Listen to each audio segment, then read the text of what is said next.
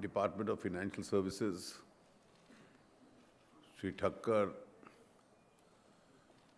the CMD of the UCO Bank, other distinguished officials of the bank on the dais and present in this auditorium. Let me at the very outset congratulate the UCO Bank, its management and its employees for completing 75 years of its glorious existence. 75 years ago, it's a tribute to those who founded the bank that in those adverse circumstances, where in 1942, on one hand, you had the Second World War at its peak, and 1942 was a period where the possible outcome of the war was not known. And the world was threatened as to what kind of regime would take over the world. That was the climax of the period of uncertainty. And within India, we had literally the final assault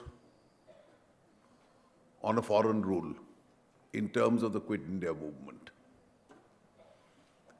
And therefore, it was becoming increasingly clear that it was extremely difficult for the British to continue indefinitely, having been partly weakened by the war itself, to continue. And Shri Ghanshyam Das Birla established this bank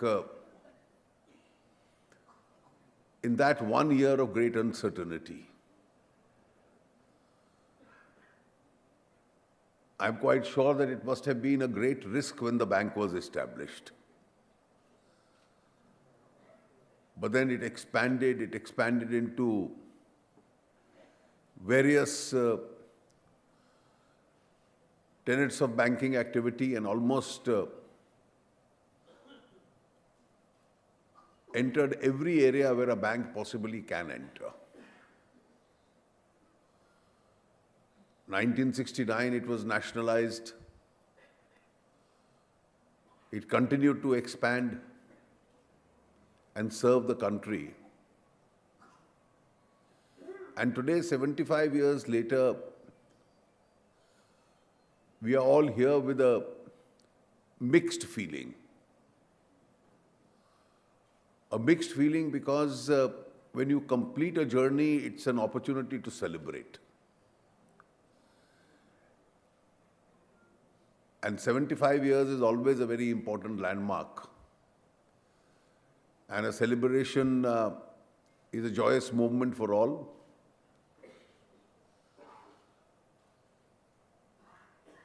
But that celebration is blended by the fact that the challenges to the banking system have also emerged. And it's the resilience of the banking system which is under test today. And I think it is extremely important for everyone, the government to do its own bit, the parliament to support the government in doing that job, the employees and the management of the bank itself, to ensure that we restore what is the most important asset of a bank, which is its credibility.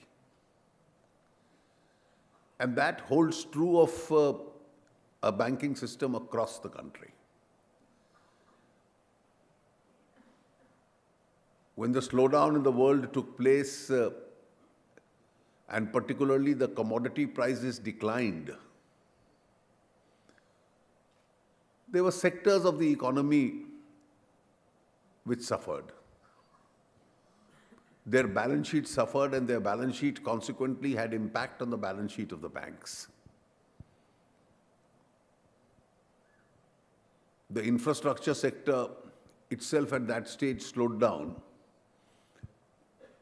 and a number of the EPC contractors also had adverse balance sheets which impacted your balance sheets. And together it has now become an extremely big challenge to restore the normal situation. But today, there are two positive features which are visible. One is that even when the world economy had slowed down, India continued to grow at a reasonable pace. We were amongst the largest economy for 3 years in a row, the fastest growing economy in the world. And we were perhaps the only economy in the world which had the courage to undertake a number of structural challenges. Those structural changes can create a transient hiatus in any economy. It can create a temporary challenge. But then, as soon as that challenge gets over and the curve starts moving again, it moves for the better. And we can see those green shoots of that movement already coming about. The second, of course, is that some of the sectors that had stressed you, we can see that globally the steel prices moving up. We can see a lot of movement in the infrastructure space and a lot of interest by global financial institutions and funds in the Indian infrastructure itself. And coupled with them is the very huge step that the government has taken,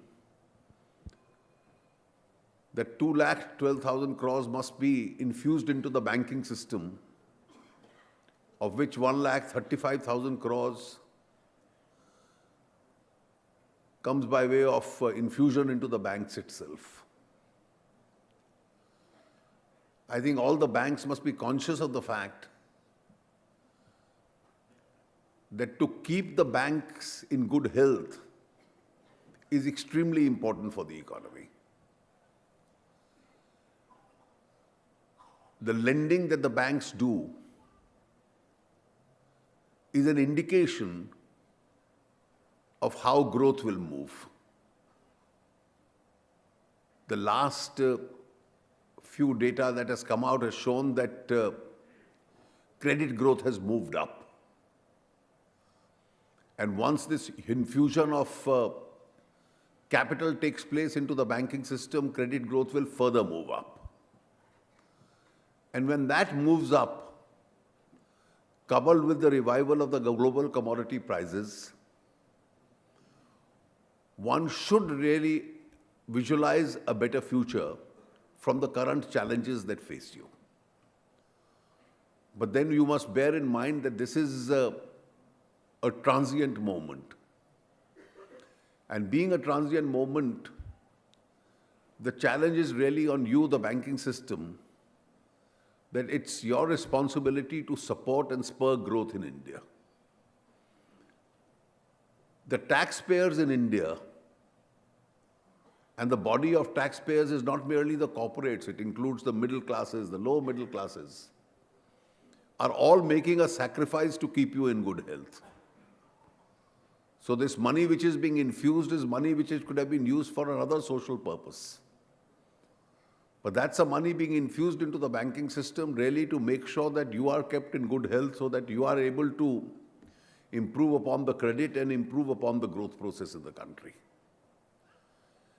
And therefore, the next few years,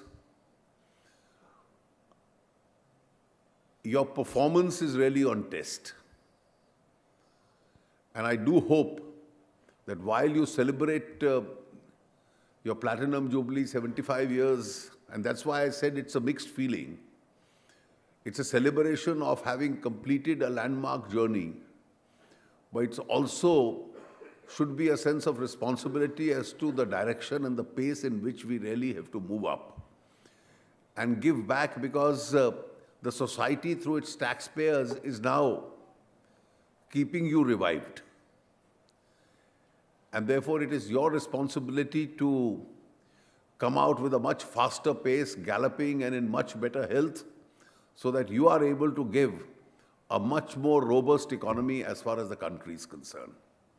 I'm sure you, and along with you, your other colleagues in the banking industry, will successfully meet this challenge and bring a glorious future as far as this country is concerned. My best wishes to you on your 75th anniversary. And I'm sure the UCO Bank will continue to grow, prosper, and emerge out of the transient challenges that you have. My best wishes to you.